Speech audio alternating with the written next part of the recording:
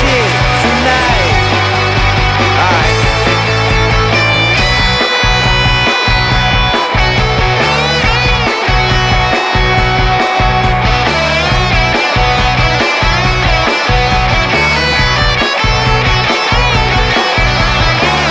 Now she walks in the bedroom fast, despite all the noise from the crowd. Now she's bedless on the bathroom sink. Her mother would be so proud. Gets on a deed and there's a line to go pee, but the bathroom looks like a war zone. Welcome in to episode 217 of Phired Sports. Check us out at phiredsports.com. I'm Mike Leto. Joining me as always, Mark Ramos. What's going on, Mark? Oh man, same old. Trying to stay warm. Yep. I don't feel that great today. I took a Really? nap. I never take naps. Okay. I took a nap before we jumped on here tonight. But, Nice. I'm kind of anti-nap. Me too. I don't usually nap. Yeah. And today I was like, I need to lay down for a little while. So I did that. So I'm refreshed here, but I'm not Nice. feeling well. I got sinus. You can probably hear it. Yeah, it's not good. It's never good. I'm still bad on something for like a week, so I get it. Something's going around. My kids are a little congested and kind of going through the cold right now, so. And they carry all kinds of things. Yeah, you're not lying. You're not lying. Now, a nap can be good if it's timed correctly. Like I feel like every time I wake up from a nap, I usually have like a headache and I feel sluggish the rest of the night. So Yeah. I don't know. I'm with you on that. I'm definitely not a nap person, but Yeah. today it was something about the weather and Yep. coming in from work. It was gloomy all day. Oh, So it was a miserable day all day. it was. It was cold. My daughter had a deck hockey game tonight, and I was cold, and from being in the rain all day, my shoes were all wet, and it was not fun. It was not a fun night. Yeah, I can imagine. Yeah, so I guess it could be worse, right? You could be the situation the Eagles are in right now. The sky is falling in Philadelphia with the Eagles. Can you talk me off the ledge? Are you going to be able to? Are you on the ledge with me? Like, what's the deal here? Yeah, I might have already jumped. All right, okay, you're already there. No, listen, man. Listen, you weren't at Kevin Petula's house this weekend, were you? I can't confirm or deny it. No, I'm just kidding. I'm kidding. Please, if anybody's listening to that, I was not there. Please do not come in. Yes, allegedly. Something. Yeah. But what a disaster. That was unbelievable. If people haven't heard that, yeah, Kevin Petula's house got egged. Listen, I'm not condoning that type of behavior. But all I'm saying is maybe that's what he needs to light a fire under him. You know what I mean? Like, yeah, maybe in a few weeks we could all laugh about the egg throwing and say thank you. You never know. It'll kind of be like the remember when Sirianni had everybody like shook when he came out and he shaved his head the one week? Yeah. And maybe it'll be like maybe we'll use this as like our jump off point here for a season to turn around in the right direction. But I saw that and I was just like, seriously, like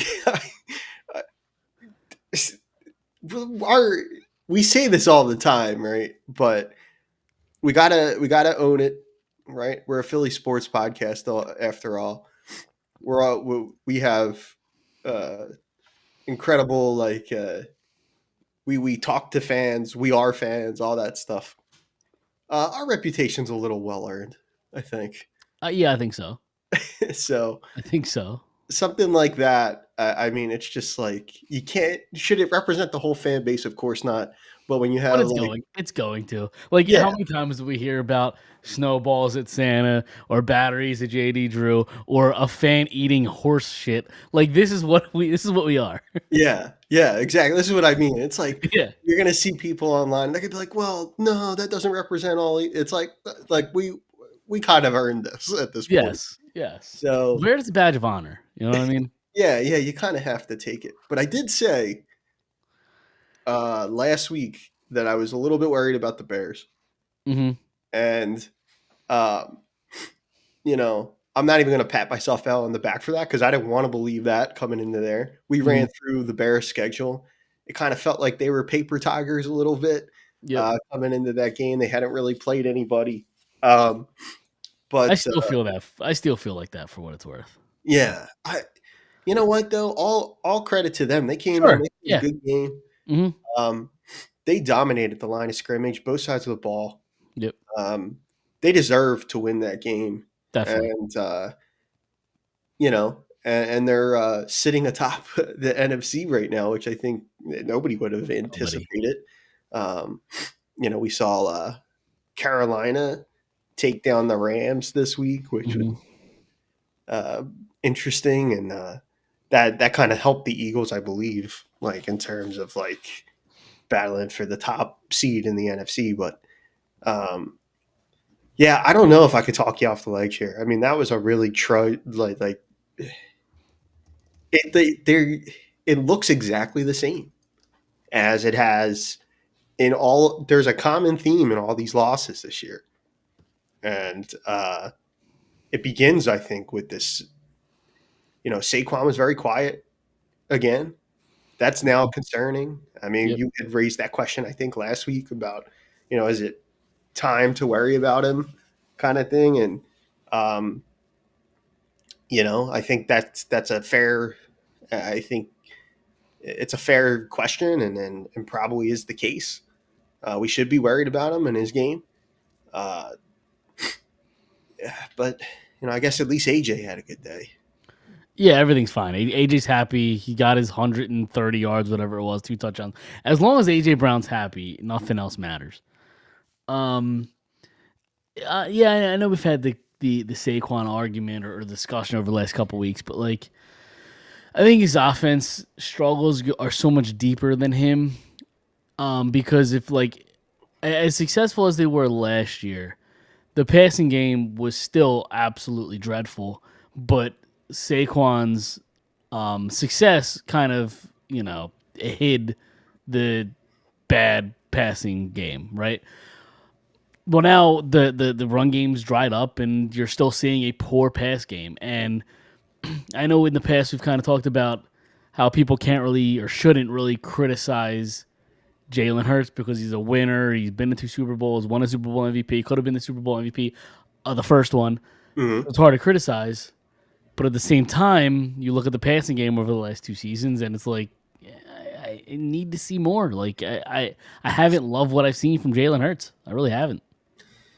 Yeah, you can't it's hard. I think a lot of criticism hurled towards Hurts is a lot of it is you got to kind of sift through it. Mm-hmm. Not all of it is valid. Some of it is, and I think coming off that game against Chicago, um, to me, for somebody who's so like even keeled all the time, he looked noticeably frustrated uh, in that game. Um, and it wasn't a good game for him. I mean, he missed a couple guys. He was throwing behind guys. There was a couple plays like that where um, it may have been a slant to AJ. I think. There's one of Devontae that was behind him, a slant. Yeah, maybe that's what I'm Early on, thinking about. yeah, early Yeah, on. Probably went up for a touchdown. yeah, and he throws it, over his, like between his ear and Yeah. his Mm-hmm. back shoulder. I mean, and I think back. I think back to earlier in this year. I think it was maybe the Rams game when the Eagles kind of jumped back into that game, and one of the things Sirianni said post game, excuse me, was about something about, I can't remember the exact quote, but I think it was something about, hey, we're just not hitting the chunk plays and stuff. But like you said, even go back to last year when they won the whole thing. Um, I don't know that they're really designed to hit those plays. You know what I mean? No. Like they don't.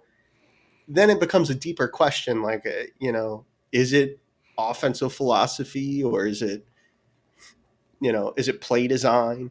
Do they just not have those types of plays in their playbook? I don't know.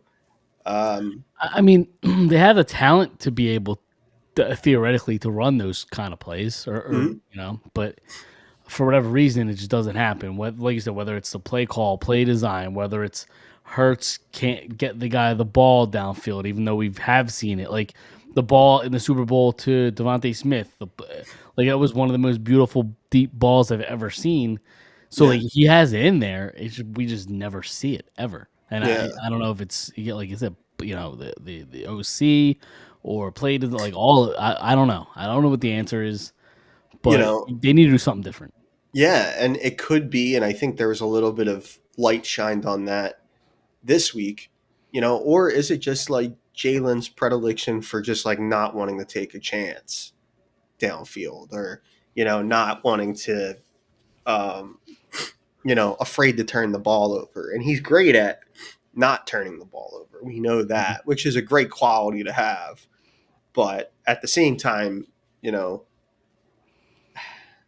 got to open it up a little bit. You know what I mean? And it's getting to the point where like, an interception here or there would suck, but at the same time, like, I need to see him take risks. Like, I need something to happen where there's a chance for an explosive play. Like right now, there's nothing. Like I think they lead. If they don't lead the league in 3 and outs, they're up in the bottom 2 or 3. Like just 3 and outs every other drive. It's stale, it's boring, it's ineffective, and it's not working. Yeah, and defensively, like I think about like the team on the other side of the ball, and like the defense, I've really had very very little issues with. I mean, they've that defense is that's their strength, right? Like that's this team's strength. I think is this defense. But even them, I mean, like they didn't. We saw what it could look like if they're not if they don't have a good day, and we need like this offense to score some points, or what I mean. It's just like there's too much talent for this to look this flat. You know what I mean. And even if even if the offensive line is banged up and not at full strength, or you know what I mean, like Saquon is it falls on somebody, whether it's the coaching or the players. Maybe everybody shares a little bit of blame in that. It goes all around, but there's enough playmakers in the offense to turn something, to turn a big play in, because we've seen it. Like AJ caught a really nice ball on a deep throw, kind of coming underneath the corner and making the catch. So it's not like you can manufacture it too, even when it's not going perfectly. And I mean, just I've been waiting all year for Saquon to get it going here, and it just hasn't been here. He just doesn't have it, and I don't really understand that. You know what I mean? And he even dropped. I think he dropped the ball. Like they tried to hit him on like a little out pass, and he dropped it. Just took his eye off it, looking up the field. And he had a lot of space in front of him. It would have been a nice game. Would have been a chunk of yards. So like in those cases, right? That's obviously on the player, right? He's got to catch the football, but. I mean, listen. There's one reason and one reason only why Saquon's struggling this year, and that's the Madden curse. Obviously, the Madden curse is what did it. The Madden curse, man, still alive. It's amazing. I'm not really into the supernatural. Okay, but I don't know how much of that I believe, but there's a lot of evidence for the Madden curse. The Madden curse, yeah, it's got quite the track record.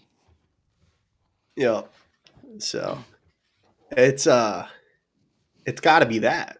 I can't think of so. No, it's either they play poorly or they get hurt. So I guess right. I guess it's good that. Well, actually, I don't even. Well, no, I'm not going to say that, but I guess it's good that he's still playing, but I don't want to see anybody get hurt. But well, I'm not going to say that either. Yeah, right. Like, gotta be careful. Yeah, right. Then moving to the defense, like they didn't play their best game, obviously, on Friday. The Bears ran all over the defense. I think like 250 yards rushing, maybe more, for the Bears. The pass rush wasn't there either. But at the same time, like it's hard to almost fault them because the offense is out there so infrequently. Like the defense is out there all the time. Like I think they're just gassed. Yeah, and they did get was it Jalix Hunt had a takeaway Mm-hmm. on, so like even though like it's true though, like I mean they play so often, and Mm-hmm. I that can't be good from like as we get deeper in the year, right? Like I've never asked anybody this, but it can't be a good thing when that there's probably a lot of tape on the Eagles defense at this point in the year, like Yep. for teams prepping for as we kind of get to closer to the postseason, and, and you know, even though it's kind of not been great this year for us offensively, believe this or not, Mike, but there's actually some really good play callers in the NFL. So when they get the Mm-hmm. opportunity to look at defenses and things like that, they can scheme things up. What's And that like to have yeah, that guy? yeah, I don't know. Here's another slant. Yeah, yeah, yeah. Can Yeah, we it can we sounds get like rid of some slants? Can we like slants and hitches. That's all. That's all they run. that's all they do. Yep. So, or how about like once in a while, like maybe like a jet sweep or something like that. Kind of Run a flea flicker for all I care. Run some east west. wacky shit. I'd like to see that. Yeah, Yeah, just have Saquon back there throwing the ball. I don't care. You just do yeah. something different. And I'll tell you what too. I thought that one throw Caleb made on the run, where half his body was like towards Mm-hmm. towards out of bounds. I can't remember who he hit on the deep ball, but it was late in that game, and they just look like they're a group right now. Like, and that was kind of the point I was trying to make last week, was like they're a younger group. They have a young coach, Mm-hmm. and I think they're just riding this wave of like you know this like momentum thing. Like even though your schedule is weak and you're kind of taking advantage of that, you haven't beat anybody, all those things we talked about. It's like, but you're still there. You know what I mean? And like when you have a young group like that and a coach who like Johnson, who seems like he's really kind of got his finger on the pulse, like you can really kind of you can kind of build on that and get these guys to believe, and that could be a real dangerous thing. And couple that with the fact that the Eagles have had their own share of issues, and we saw what we saw. But Yep. yeah, I mean that's a good point. I think like the defense is out there so often. Mm-hmm. They were bound to, just by virtue of the fact that they're just out there that a lot. Yeah. You know what I mean? Like there was going to be a moment where I mean Swift and Monungai they were all over them, and they Mm-hmm. got. I mean they're like I said, like about dominating the line of scrimmage, offensive and defensively. I mean they were really kind of dialing it up. Their offensive line had a great day. Um, making sure their guys had holes to hit and Mm-hmm. stuff like that. So they were good. They were good. And again, they deserve credit for that. But the Eagles have a lot of problems that we got to like sort out here. Yeah. And I don't think anybody has the answer. That's the No, other thing is like it's kind of put your arms up and what do you do? yeah, Um, I've seen different things. Like, did you hear Nick Foles at all talking about their offense? Have you seen I clips of heard him? I heard a little bit about it. Yeah, Okay. His opinion, which makes a lot of sense, is like Kevin Petula's role as with the Eagles has always been in the booth. He's never seen and read defenses from the sideline. Like the Eagles should put him up in the booth to call plays, even, and maybe that gives him a different look. You can kind of see how things are, developing throughout a drive, and you could just see it at a different angle and an angle that you're more used to. Like, if Nick Foles can see that, like, how does Nick Sirianni not? Like, at least try it. Like, see what happens. yeah. That's a really interesting perspective too. Kind Mhm. of like an insider's Yep. kind of perspective to kind of change something, for the sake of changing it. And yeah, I mean, I definitely would give that some. I would try it at this point. I Yeah, I mean, mean, it's something that's one different, but without doing the dramatic thing and firing. Like obviously, we all want him fired. They're not doing that, but at least that would be do something to change it without firing him. Like just see yeah, if it works. See if he can have a different read or different looks from up top. yeah, yeah, and you could probably kind of, I would imagine too, being up there kind of mutes some of that outside kind of noise, Hmm. just like physically from the game, because I'm sure, like, football can be an emotional game sometimes, and Hmm. sometimes you're probably, I can't imagine that would be a bad thing. Uh, Looking at it from up top, and kind of looking at it from like almost like a tactical perspective, you know, uh, that could be a good thing. And like you said, unconventional, but worth a try. And Hmm. it's gonna be like, it'll be a story either way.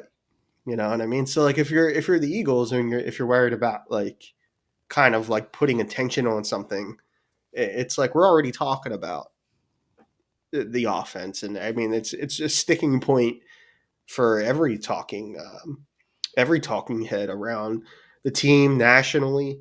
Um, Cam Newton's got plenty of content on it. Uh, his Well, that's Cam Newton. yeah, What? yeah, What has he he is. said? I didn't even know he was still like doing stuff. Yeah, he's apparently got. I don't know if he's got it out for Jalen. I don't know what his deal is with Hurts, but um, Well, if I had to guess, Newton probably has a problem with like the entire NFL because he still thinks he's like a top 5 quarter. Like he thinks he can start now. So probably, I want yeah, whatever he that guy's probably, doing. yeah, he probably looks at it like he's probably sitting there being like watching that and being like, "Oh, this guy won a Super Bowl. Like I could have, Yeah, like, you yeah. know what I mean? Like, maybe there's some of that there." Um, but yeah, it's a talking point for everybody. So um, who cares? Like if to just change something up. Hmm. But sometimes, and we know this too, like teams are like very, very. The Eagles probably step away from it. I would imagine front office, all that stuff. Those guys step away from it and they chalk it up to a bad week, and they try to prepare for the next week. Like you said about like firing them and all. It's not like the Eagles are gonna fire, like No. they're not gonna fire Patullo mid-season. Beyond the shock that would bring, but also like they're still very much like up in the top NFC seed, EC, or They're the leading the NFC division. Yeah, they're conference. leading the division. They're second or third in the conference, give or take. I think they're Yeah, tied for third now, if I'm not mistaken, in the conference. third. Yeah, because I think of that loss the Rams took. Oh, they're fourth or fifth. They dropped in the conference now. Oh, I thought Well, the so Rams the lost. Bears have a better record than them. At 9-3. The Rams and the Seahawks also are 9-3, and then the Niners are 9-4. They're on their bye this week, so they're like a half game up on the Eagles basically. So they have Yeah, like fifth, one, two, three, four, the fifth best record in the NFC. The Eagles. yeah. The Seahawks are another team too. Like they're kind of like similar in the Bears, and like they're having a great year, but Yep. like um, I don't know how much they've like really played any of like the top teams or anything like that. Um, but yeah, like they're in that kind of like same kind of thought process we had. I Yeah. think They beat coming the on. Steelers, the Saints, the Cardinals, the Jaguars, the Texans, the Commanders, the Cardinals again, the Titans, and the Vikings. So no, I mean this is the theory that I've had all season. Every team stinks. Any team can beat any team. Like it's every team I look at and I look at their wins and I'm like, they haven't beat anybody. That's just the Right. NFL anymore. Like, Yeah. Yeah. I saw some people talking about that too online where coming into after this week, everybody was like, I saw some people say, is anybody in the NFL good? Like, and I like definitely think, yeah, you could argue, and they're far from perfect, but at an 11-2 record, you could say the Patriots are the best team in the NFL. no, I don't want to say that.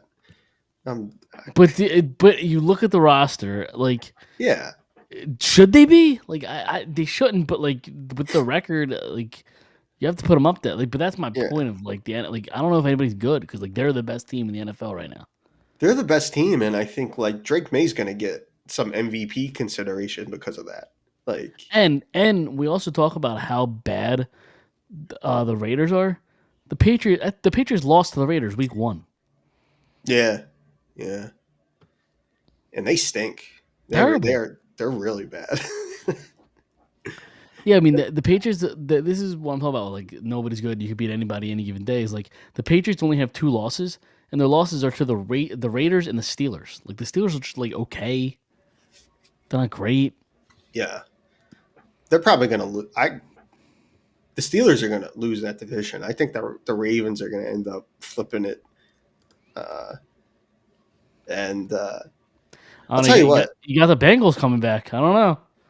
yeah, Joey Barrow. their I don't know. their yearly push, late season push. They're only 2 games back. Crazier things have happened. Yeah, it's true. I He mean, looked really good too. yeah. I mean, right now the Hollywood. Raiders I'm sorry, the Ravens and Steelers are tied for first in that division at 6-6. Yeah, And the Bengals are 4-8, so they're only 2 games back. And I imagine they have games with them down the stretch. yeah. They play the Bills this week. Hmm. They play the Ravens next week, so that'll be a big game. Then they play the Dolphins, the Cardinals, and the Browns. So they don't have any more with the Steelers, but Yeah, yeah, and even I watched that game this week, the Bills and the Steelers, because it was on TV. There wasn't that many games, um, and even the Bills, like who I think the Bills are a good football team, but they didn't look very good in that game against the Steelers at times. So they're the most inconsistent team in the league. They either look yeah, like a Super Bowl favorite or they look like they don't belong. Like I don't know what to make of the Bills. I also feel like too with Buffalo, like God, man, like Josh needs some real weapons. Hmm. Like the receiving core and stuff. It's just a lot to Kincaid and them got like he's good, but um, and they do have a running game, and then like Josh, of course, is like a cheat code himself, like with Hmm. that kind of thing. But like even if you're gonna like you like the depth you have or whatever, like you need to find like Need the guy, yeah. yeah, they need like a wide receiver one, like a Yeah, true like one guy. yeah. I mean, when Diggs was there, he was great. He just, Yeah, it went south quick. yeah, yeah. So they need to like. I don't think they've replaced. They've obviously haven't replaced that. I think, No, and I know they like Keon Coleman and stuff, and I think he's dealt with some injuries or whatever, but they need some. I think they need to like address that um, in some way if they want to get over the hump. You know, yeah, so yeah. No, I agree with you.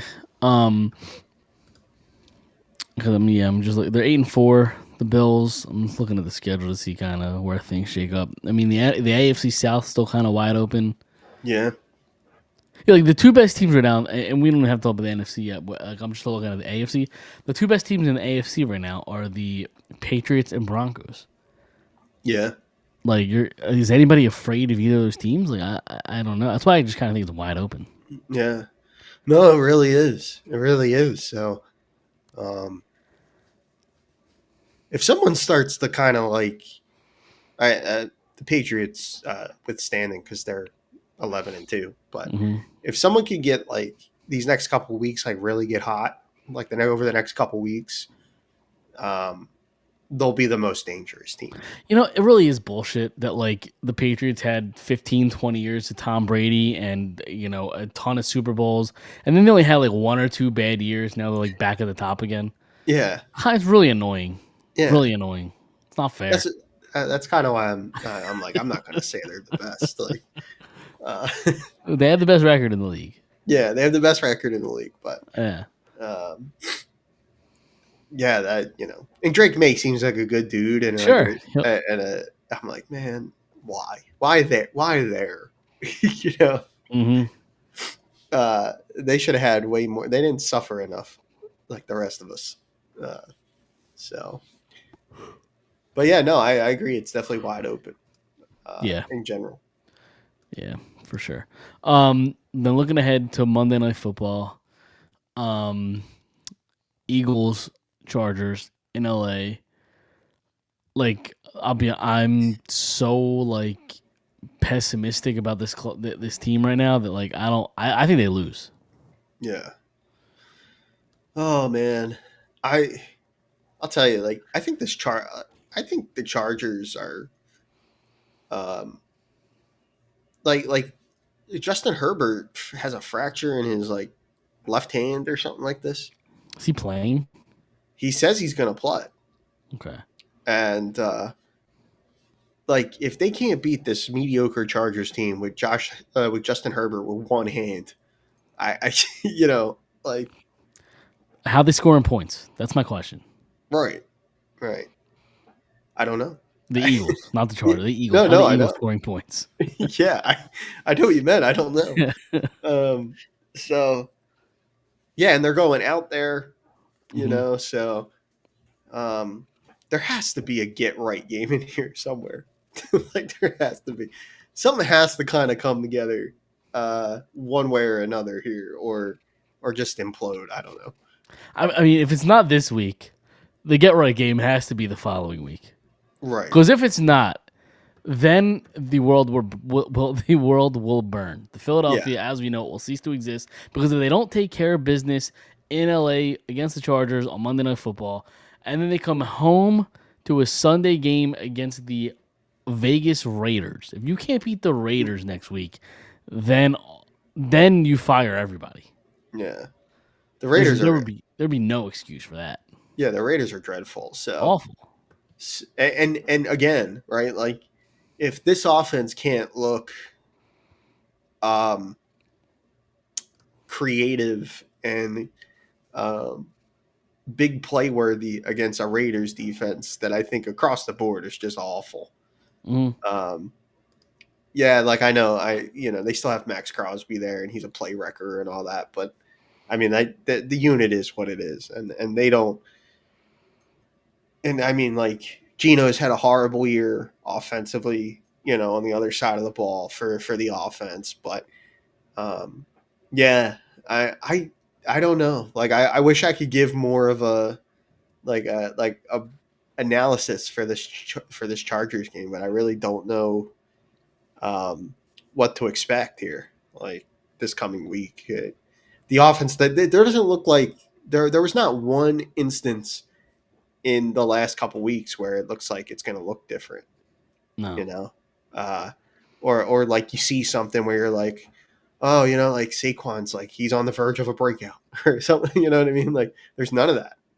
I No, mean, they're gonna have to win like a 16-10 type game, like 16-13, like real ugly, low scoring. Like that's the way this Eagles team's gonna win games because their offense just can't score enough.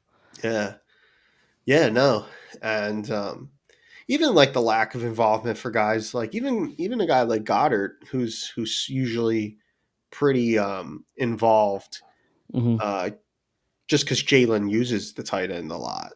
Like he hasn't really lately. No, and there's been a couple instances of like this past week against the Bears where like Goddard's wide open. There was one Yeah. clear touchdown that Goddard could have had, but Hirsch just didn't see him, and I think he threw either checked down or got rid of it. I forget exactly how the play ended, but like he hit the open receiver, hit the guy. Like I don't know. Yeah, and I think Frustrating. that's been a big valid criticism for Mhm. Jalen is like, yeah, the play calling hasn't been great, and I kind of attribute a lot of their issues to those types of things.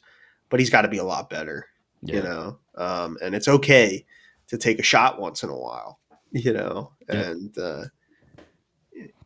God, what's he got, 2 or 3 picks all year? It's okay to throw, you know, um, this defense is good enough to bail you out. If they need to take a shot, it's okay to try to kind of dial something up, but they haven't done those things, and um, I don't know. I don't know about Monday, and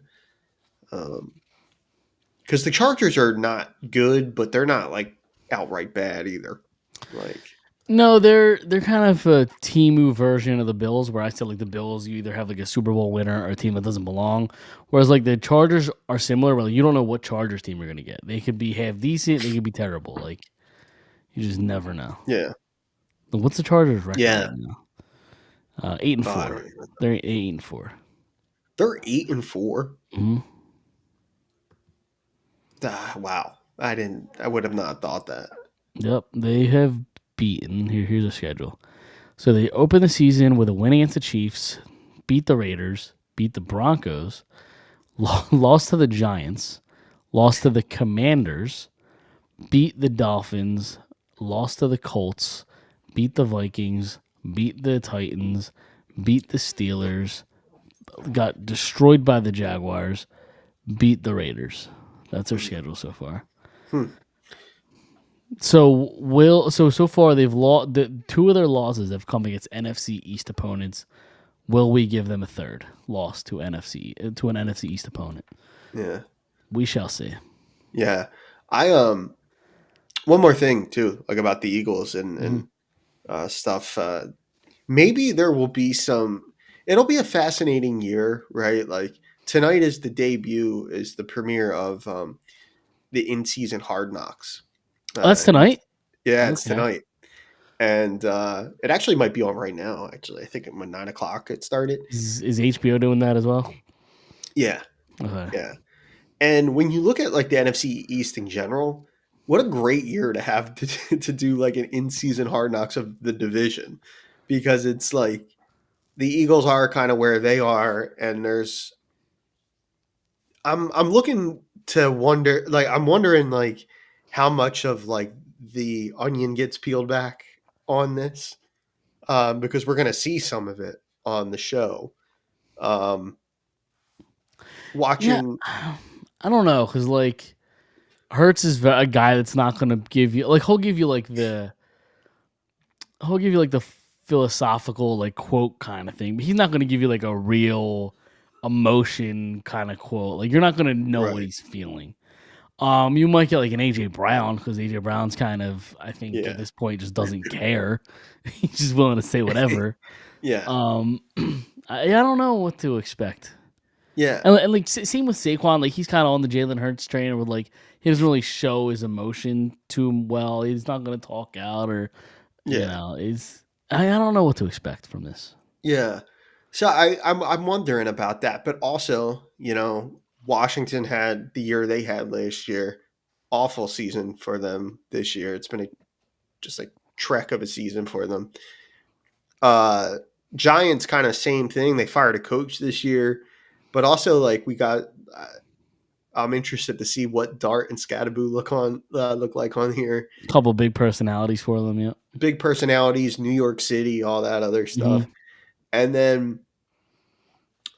then like the Cowboys completely like turning their season around after Hmm. like so what a really good it looks like a really good year to have like um where it's like everybody has their own storylines, Sure, yep.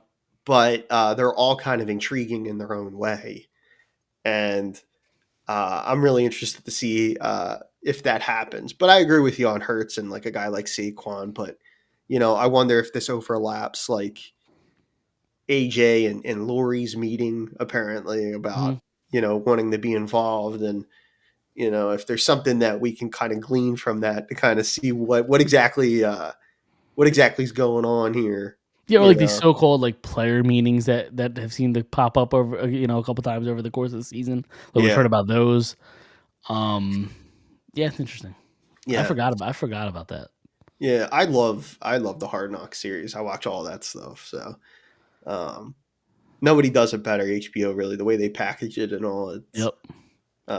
It's really cool and a really good year to have to do an in season one. I enjoyed last year's in season one. Was on the The Dolphins, right? I Was think that that was the season 2 years before. ago? Okay. Who was Yeah, last? last year was the Ravens, Steelers, and uh, Got it. Bengals, Browns. I don't think I watched last year. I think I watched the Dolphins one 2 years ago. Yeah, the Dolphins one was good. That was, You know what they need to bring back HBO? The Road to the Winter Classic. Those were awesome. oh, Those were awesome. that was awesome. Yeah, I love that. When they did those, they tried to do it with some other platforms, but it wasn't quite the same. And Yeah, like did you watch Prime's last year of the what did they call it? I forget what they called it, but Amazon Prime had a series the last 2 years come out something similar. It just yeah, wasn't as good as the HBO's when they did it. yeah, Um, yeah. I didn't see that one. I didn't watch that it one. was I think okay. It was all right, but like I don't. It didn't get as personal yeah, as like the Road to the Winter Classic did. right. But are you ready to do our picks? Yeah, let's do them. Let's do it. So week 13, I went 3-2, and not a great week for you. 1-4 last week. I know. I was following along, and I Yeah, just like yeah. So that yeah. brings our So totals. I'm 38-27. You're 35-30. So we're both still over 500 here. all right. So that brings us to week 14. Did you want to start us off this week? What do you got? Yeah, sure. Speaking of like the hard knock stuff and all, I we talk a lot on the show about the circle, the trust circle, and who's in Mm-hmm. the circle and who's outside the circle and all that Okay. stuff. Yep. Since we're in the circle right now, I have really enjoyed watching Dallas. Uh-oh. Sorry, That's not where I thought you were headed with this. I really enjoy. I Okay. think I got them. They're plus Can three you? this week. Okay. You gotta phrase that differently. Okay. I don't know how you want to phrase it, Okay. but you can't be on this podcast and say you've enjoyed watching the Dallas Cowboys. Man, they're a fun team to watch. Man, you're the intrigued offense by is them, fun. but you don't enjoy watching the Dallas Cowboys. You can't say Yeah, yeah. that. No, I'm kidding. Go ahead. I'm trying. You're a big Dallas Cowboys fan. I get it. You're fine. Next week you're going to show up with a Dallas Cowboys hat. It's fine. It's Yeah. we just have to learn to accept it at this point. I'll get like a Dak jersey, and Yeah. I'll break down the Cowboys documentary Jerry did with Netflix and all. Yeah, there you go. Yeah, the Dynasty Cowboys. But Who do they play no, this week? The Lions, right? And that they play Thursday the night football. Lions. They're 3-point underdogs in this game, but I like them. Not cr- I'm starting to see some cracks in this Lions team, man, and so I like the Cowboys at +3 this week. And Okay. yep, my other games are the Seattle Falcons game. I have the Seahawks at 7.5, 7.5 favorites, All right. and I'm going to stick with a big divisional matchup with the Bears and the Packers, and I'm going to take the Bears at +6.5. Okay. And then for the over-unders, I have Eagles Chargers over 40.5, and then Broncos Raiders over 40.5. All right. Yeah, I didn't like a lot of games this week, I'll be honest. I was kind of struggling to pick some. Yeah, it was But hard this week. since we are also in the trust tree, I'm not gonna go crazy by saying something like I enjoy watching the Dallas Cowboys. I'm not gonna go that far. But what I will say is we already talked about the Eagles and how pessimistic I am for this team. They're 3-point favorites. Uh-huh. So the Chargers are getting 3. I think the Chargers are going to win outright. So I got the Chargers +3. Wow. Yep. That's just as bad. I don't. Is it? I feel like that's just as bad. Maybe. I'm Go a boys. hypocrite, No, I I'm guess. kidding. Yeah. Here we go. I also have the Bears and Packers. I got the Bears also as +6.5. And then I have the Chiefs -3.5 against the Texans. At some point, the Chiefs are just going to wake up and remember that like Pat Mahomes is the quarterback. So I Yeah. think there's a chance he does that against the Texans. And then I have the Bengals and the Bills, both offenses that can put up a ton of points, but like 52.5 seems like a lot. So I got the under there. Ooh. And then I have the Titans and the Browns. And for the opposite reason of the previous game, this over-under is so low, I just had to take the over at over 33.5. So It was really low. I was looking at that too. Yeah. I was like, wow. Like, I think the Jets game was also really low. Who they're playing? I just looked. Who do they play? That's a good question. Let me see here. The Jets. The Dolphins, 41.5. Oh, okay. Yeah. I thought there was another low one, was there not? No. Nope, nothing all that low. So, yes, that's who I have. And then there really wasn't a whole lot, other than the Eagle stuff to discuss tonight. But one thing I will say is horrible news for the Flyers. Tyson Forster out 2 to 3 months. When you saw what happened and, he took the one-timer and immediately went down and went off you knew it just didn't look good. Yeah. Non-contact injuries like that, especially when someone gets up like kind of noticeably in pain, like he did on that slap shot follow through. That didn't look like good news. And I don't even know. I don't think they've even revealed the extent of what it is, and whether or not it's surgically repairable or whatever. I mean, like 2 to 3 month timetable is a long time. So I'm a little concerned because didn't something come out over the off season or something about him hurting his arm or bicep or doing something when training or fight? I forget exactly the whole story, but is it possible this is just you've re-injured something that you already injured? Yeah, that's kind of where my head goes. Yeah, and because you're a big hockey fan too. Guys are playing through stuff 24/7. They start the year, some of them sometimes, and they're dealing with ailments coming into the season, but it's as healthy as they're going to get, so they run out and play anyway. So who knows, man? It very well could have been, a very tried and true insult added to injury type of thing. Flyers get embarrassed in that game against the Penguins. Yep. And then, they lose their leading goal scorer who just started to come around and start I think he had 3 goals in his last 5 or something like that. Tyson's really starting to kind of the offense is starting to come again. And, and he's a valuable player. He's part of he was part of a really good line.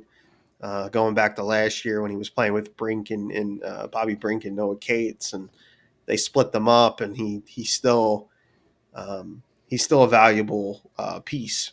And it really, really tough news, and a really, really rough loss for a Flyers team that's winning, but there's still some kind of underlining things there that still exist that I think, as we saw against the Penguins the other night, they've gotten really great goaltending from Dan Voladar on the year.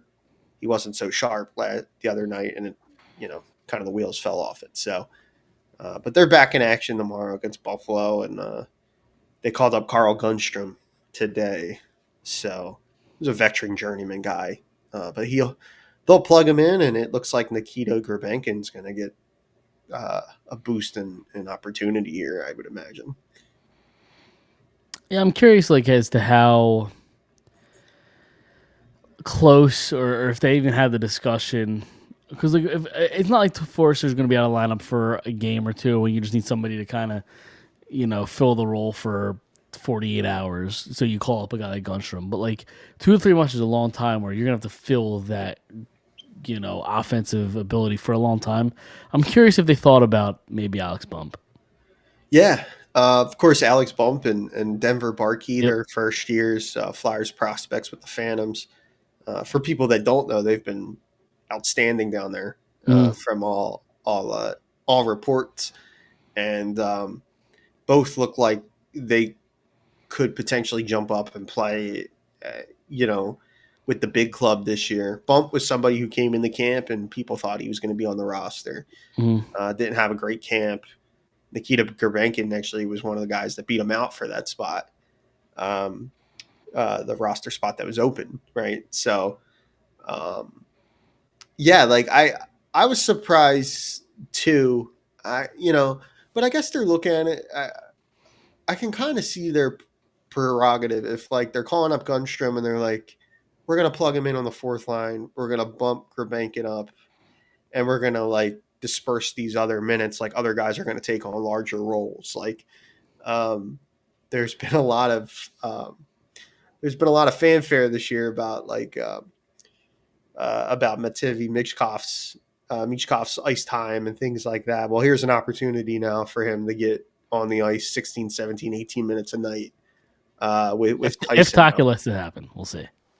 Well, yeah, yeah, that too. Uh, So, um, but and it's a really good opportunity for Nikita Grubankin, who I still really like. I kind of was he was one of those guys I thought should have been in the lineup more regularly, and he just wasn't. Um, I mean, you can't convince me Nikita Gurbankin isn't an everyday NHL player. To me, he 100% is. yeah, whether he's like a guy who skates on your fourth line or like he's somebody who can move up and down the lineup. Mm, Um, I saw enough from him in camp and when he has gotten the play, um, that like he gives you all the things that like I think you'd want in like a bottom six guy. Like if you're worried about size, for example, like he's a bigger player. If you're yep. worried about like, he's not afraid of physical play. Like he certainly kind of um he's certainly I he's certainly the type of player that goes to the areas on the ice to the tough areas on the ice and things like that. So Mm-hmm. I, like I guess like when it was coming down to him and whether or not it was Gurbankin or Delorier playing, it was like, yeah, I understand he's not like out there fighting and that being like a big part of his game, but he does give you some sandpaper in your lineup too. Sure, yeah. He's not afraid to play along the walls and in front of the net and things like that. Protects the Um, puck really well on the boards too. Yeah, he does. So this is a really good opportunity for him. So, and that's what happens, like in situations like that, right? Internally, that's how I'm sure Takich trying to galvanize this group that way. It's like, hey, like next man up kind of thing. Uh, it sucks we lost Tyson, but we move on, and it's going to be an opportunity for some other guy to jump up and fill those shoes, and it's going to be tough. Tyson does a lot of things for them. He's turned out to be a better player than I thought. Mm, Than I thought he was when the Flyers drafted him 27th overall or whatever it was, the year that they took him. I thought he'd be an NHLer for sure, but I wasn't. Um, you know, a guy that looks like he can kind of play on the puck, off the puck, and be like a perennial 30 goal guy one day. I didn't think that, and he was looking like he was going to be that player. So it's him being out that long time, that's unfortunate. yeah, he was 23rd overall in the 2020 draft. 23rd, okay. Yeah. Yep. Thought it was later than that, but They're like if in a redraft, he probably goes higher than that. I'm looking at some names. was that the COVID draft? Yep. Yep. Yeah, 2020. So yeah, I guess it would have been. yeah. Lafreniere went 1, Byfield went 2, Stutzel went 3, Raymond Sanderson, that rounds up the top 5.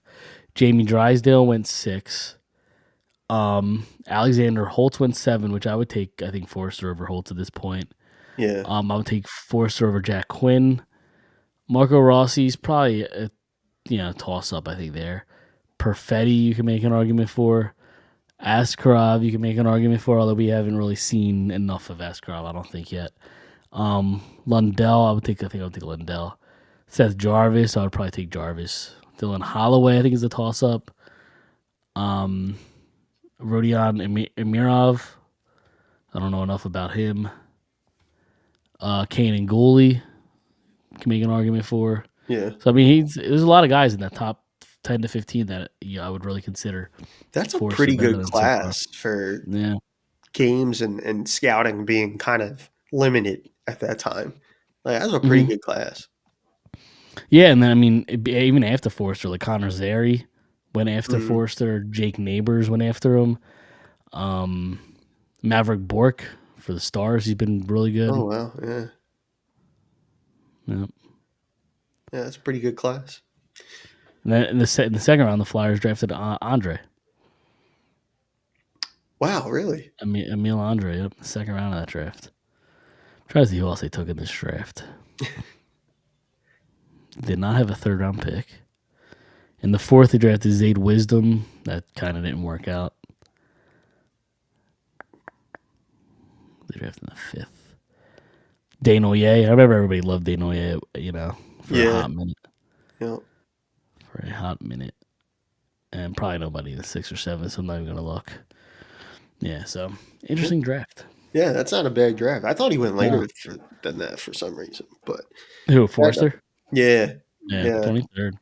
But I thought like he'd be a good player, but like a decent player. But he really his game's a lot more layered than I thought. Like he's pretty good off the puck, very strong on it, and he has it just by his shot alone. I think you're looking at like a guy who could score 30, 35 goals. Yep. He's got a wicked shot. Yeah, he does. And so again, to see him go down like that on that wind up and nobody be within a couple feet of him and just straight off the ice shaking the arm, he knew he was whatever it was, he knew right away. And in a contact sport when there's non-contact injuries like that, same thing with football, they're never good. Never good. No, they are not. So we'll see what they look like tomorrow with in the post Forster. Yep. Era here. It doesn't get the Sabre, so if you want to, make a statement, it's always fun doing it against Sabres. So yeah, for sure. You got anything else to talk about this week? There really wasn't a whole lot. We're still kind of waiting for Phillies news to happen. Sixers, who knows? I don't know how the city feels about the Sixers right now. Yeah, we're still, I think, here waiting on, Embiid and PG and their availabilities have been murky again. And didn't they just play together last night or 2 nights ago or something? Yeah, that was the first time this year that they had played together. In that game, it was a double overtime loss to the Hawks, and the Hawks didn't have Trae Young didn't play in that game and stuff like that. So a lot of the top guys, their biggest offensive creator wasn't in that game, but yeah. But yeah, I mean, we kind of talked about it last week with the Sixers. Like, I'm not sure how people feel about them either, but I'm telling everybody this right now about the Sixers. It's like, if you want to sit down and just watch basketball, or you're mildly intrigued about the Sixers, sit down and watch for Maxey, because he's having a tremendous year, and he's been a lot of fun. Yeah. And watching him alone may even get you back into watching hoops, like watching the Sixers, just because he's been so much fun, and they've had young guys like play well for them, but it's just like yeah, he's this. fun. He's easy to root for. I think his personality is kind of real joyful, and I think he's just an easy guy to root for. So Yeah, and it sounds as if there's been a lot made uh, even across the league about like, wow, Maxi's like really stepped up into like a vocal leadership type of role, and mhm. uh, and he kind of showed that last year and stuff like that. It gets all jumbled and garbled in in in the year that they had, but um, new season, he comes out like firing all cylinders. Um, he's a walking 30, 40 point bucket every night. Mhm. And he's just a fun player. Like you said, easy to root for. And yeah, I mean, he's had.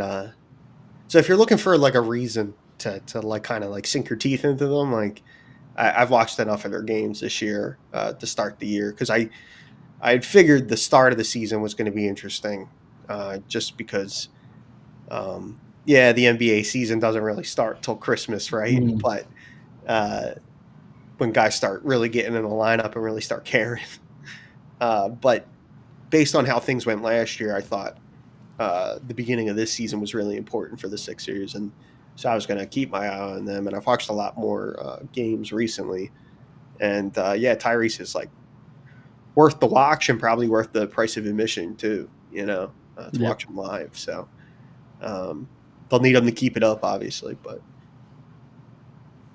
Yep. Yep. For sure. But all right, I think that does it for this week, right? Nothing else really going on this week. no, We'll just kind of watch the Eagles, and I'm sure we'll be all jumping off the cliff at that point. If we haven't jumped yet, I'm sure Tuesday we would have jumped. So with that being said, that'll do it this week for Friday Sports. Check us out on Facebook, Instagram, Twitter. Subscribe on Apple Podcasts and Spotify, and also subscribe to our YouTube channel as well. And go check out the website, firedesports.com. Mark, you do a lot of good stuff over there. I always read like the weekly Ramos roundup every week. It's yeah, so everybody go check that out. It's a good read. So with that being said, yeah, of course. With that being said, we will get out of here. We'll see everybody next Tuesday. See you then.